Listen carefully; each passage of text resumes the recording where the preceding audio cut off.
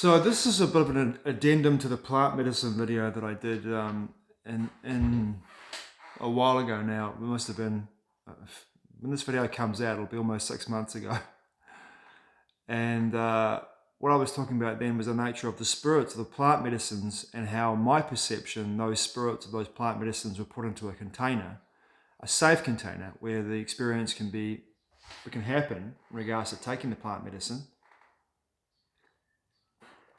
I mean, the plant medicines I'm talking about were ayahuasca and iboga, were taken into jungle areas near the equator in two parts, where if you look at where they were taken to, that being West Africa and basically the Amazon basin, you could look at that, and my perception was they were taken to those places from Atlantis and put into those containers because they were safe places for those spirits to be.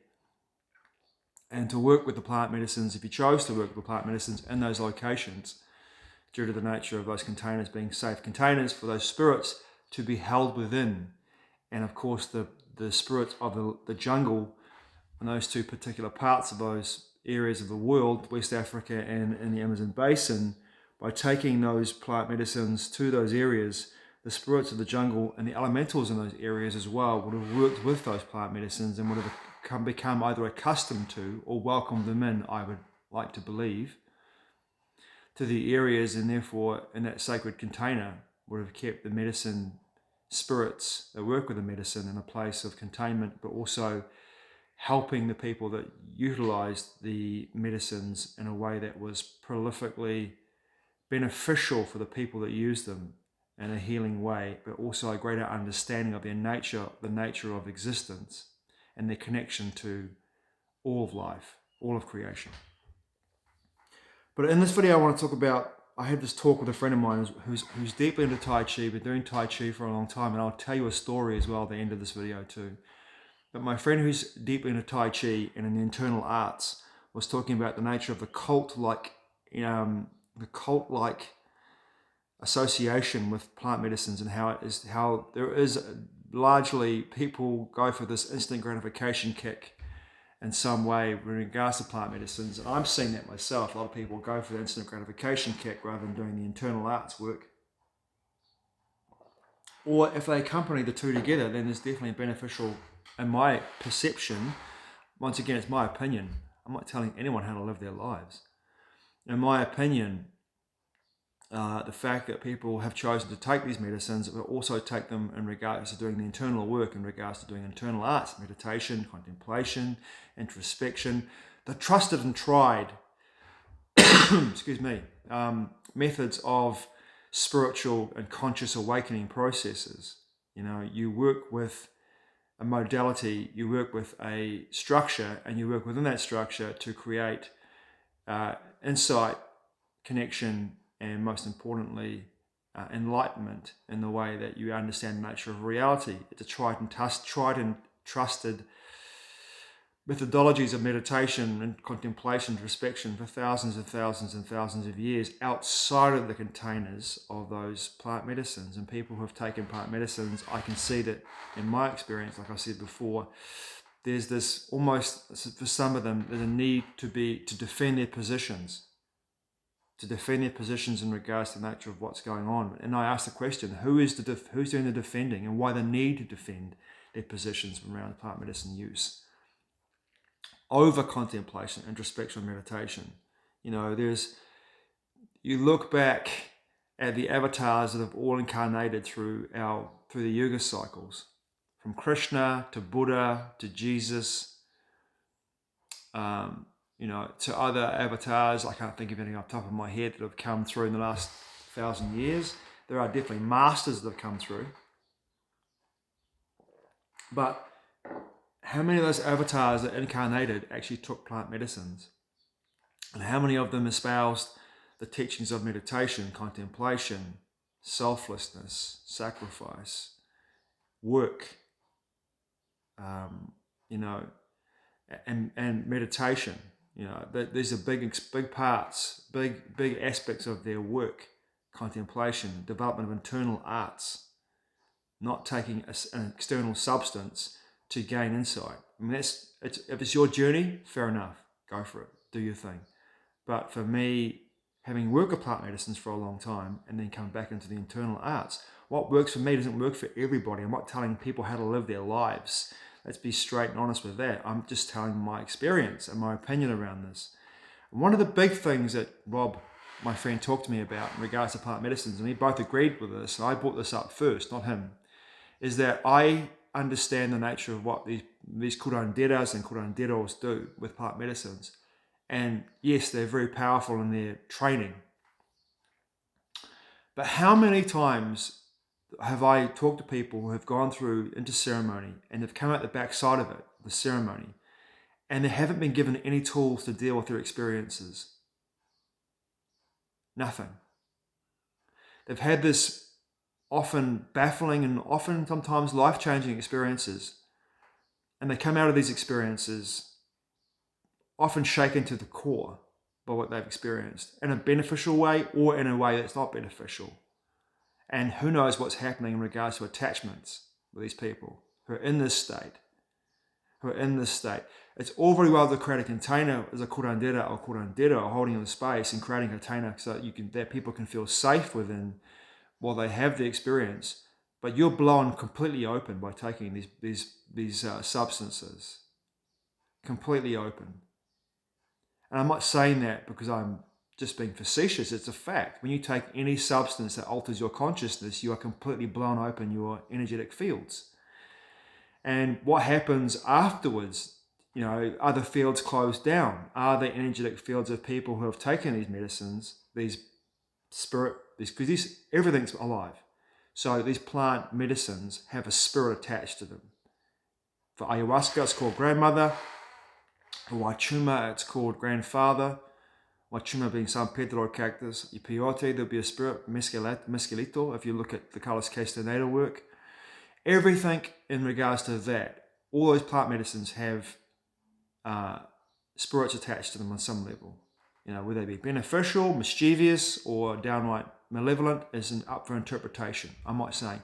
But my point being, at the end of every session, at the end of every experience, how many people are given them the tools to go away with to work on what they've discovered about themselves during the experience? How many practitioners offer contemplation exercises, meditation exercises, or meditation full stop, or introspection? How many people that practice curanderos, how many of those people that do retreats, when they've done a retreat, at the end of the retreat, give the people that have been at the retreat all the tools to work with what they've experienced, being whatever it is? And I don't know. I don't know how many people that I know people who are curanderas and curanderos who send people on their way after the experience and have a heart share at the end, and that's all they do. There's no, hey, look, if you need to individually talk to the person, the woman or man who had the experience with the plant medicine, how do you feel? What's going on for you? What's happening? What do you need from me? How can I assist you moving forward from here? How can, they've just been thrown out to the world and saying, like, off you go and do your thing now. You've had the experience, all the very best. I'm glad you had a good time, or I'm sorry you had a bad time. I can't help you any further from here. It's entirely up to you. Off you go. In some ways, to me, it felt like the analogy I used was like being trained how to use a rifle to shoot, and then being thrown out into the battlefield, into the front lines of a battlefield, and told to fight a war. That was my analogy, and it might be a little, I wouldn't say it's insincere or even extreme. It's just a fact. When I had my first super heroic dose of psilocybin mushrooms when I was in my early 20s, I had no one but myself to work with that process. I took, good Lord, if Paul Stamets had 20 dried grams, I would have had close to double that. Almost close to 40 wet grams. It was unbelievable. I had a bowl of bolognese, spaghetti bolognese, with more gold top subgrossa mushrooms in that bolognese than I had bolognese in there, or spaghetti or tomato sauce. It was just chock full. I'm talking like big gold tops, subgrossa mushrooms. It was enormous. I went outside under a full moon, and I said to the full moon and to the spirits of the land, I want to know what I really am. Please show me what I really am. And I had an experience where I left my body. I've done a video of this, I think, somewhere on my YouTube channel. I left my body behind. I had actually left my body on the floor of the lounge I was lying on. Went down a tunnel, two tunnels. Let me begin it. Let me just tell you the story, what happened to me. And you can take it from there. So what happened for me, I took this enormous dose of mushroom. I had two bowls, not one, 2 bowls, chock full, like literally chock full. And after the second bowl, I felt absolutely nauseous, but I managed to hold it all down. Went into the lounge. My friend Graham, who was staying with me on the farm I was working at the time, in Motueka, freaked out, came into the house where I was completely freaking out because our friends had freaked him out. Not intentionally, but they just because they've been seasoned veterans with these plant medicines, they know how to deal with them. Graham was his first time he ever had a mushroom trip, and this was my first big first dose of an enormous amount of mushrooms. So when I had my dose, I remember lying on the floor, and my friend Nathan walked in and put on Graham's favourite record, which was Temple of the Dog from the Seattle grunge bands. And I remember the first song's called Sailor to Heaven, and my friend Graham heard the song and went, "Oh, I love this album," and that changed his whole mood. I was lying on the floor. I had long hair at the time. I was lying on the floor and my hair crawled towards the fireplace, and then suddenly I closed my eyes. The moment I closed my eyes, I saw 2 grid patterns appear in front of my eyes. Circle spirals spiraling into the grid patterns, like 2 black holes on the grid patterns. I reached my hand up towards the grid patterns. I felt a tug, like I was being pulled into them. I pulled back in fear, like, oh my God. And I thought, no, I need to let go and experience this. So I put my hand up towards the grid patterns and towards the spirals going down. I felt my spirit, my energy being pulled out of my body, down through these spiraling tunnels to the music. I came down, I landed on a beach. My consciousness, my awareness landed on a beach. I could see the luminous egg that Carlos Castaneda talked about. I could see my awareness as a luminous egg.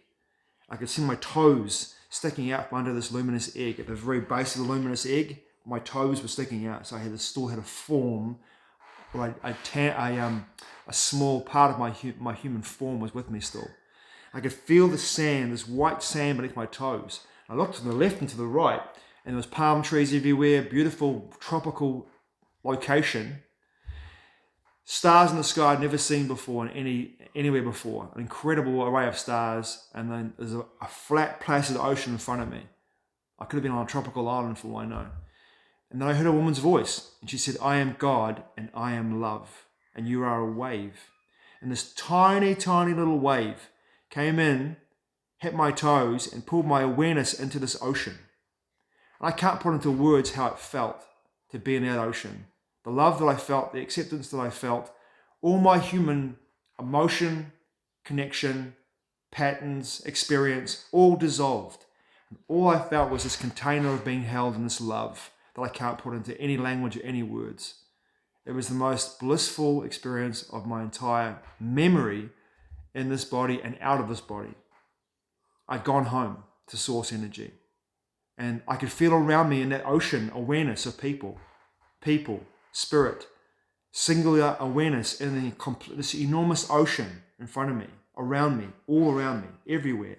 I could feel awareness all around me of people that had passed over or were dead, but they weren't. They were living. They were still alive in this beautiful home, this ocean, which is for me now looking at it in regards to my awareness and being born in a water sign, it was a place I was always going to go to, back to the ocean.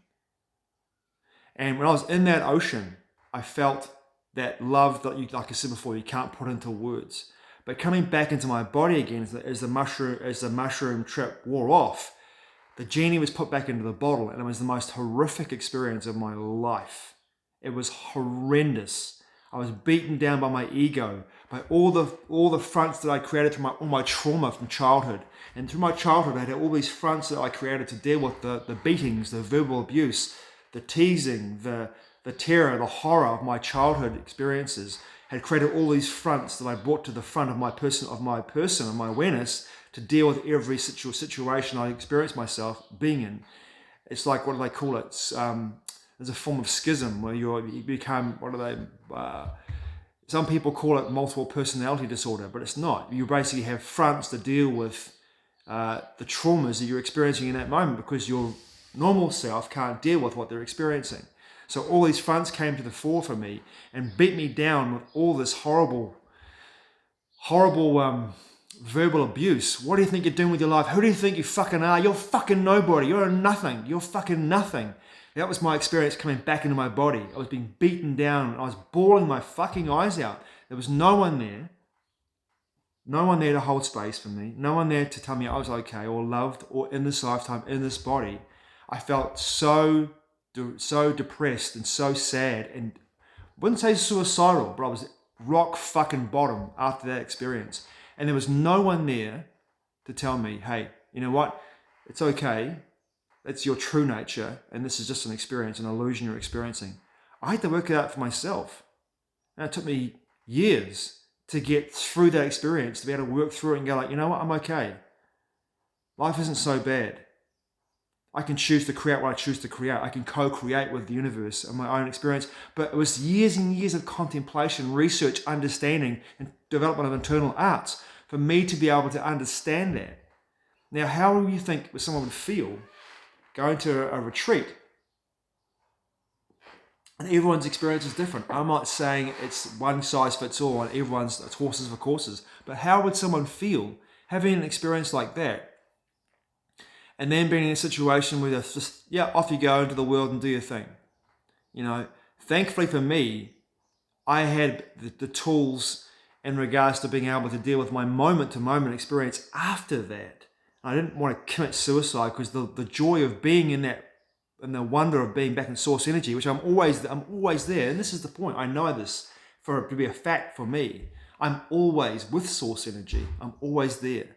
But it's the illusion of being in this reality, being in this form and perceiving through my lens of my eyes and my senses, this frequency band. But I know in my heart, I'm always connected to that energy, no matter where I am.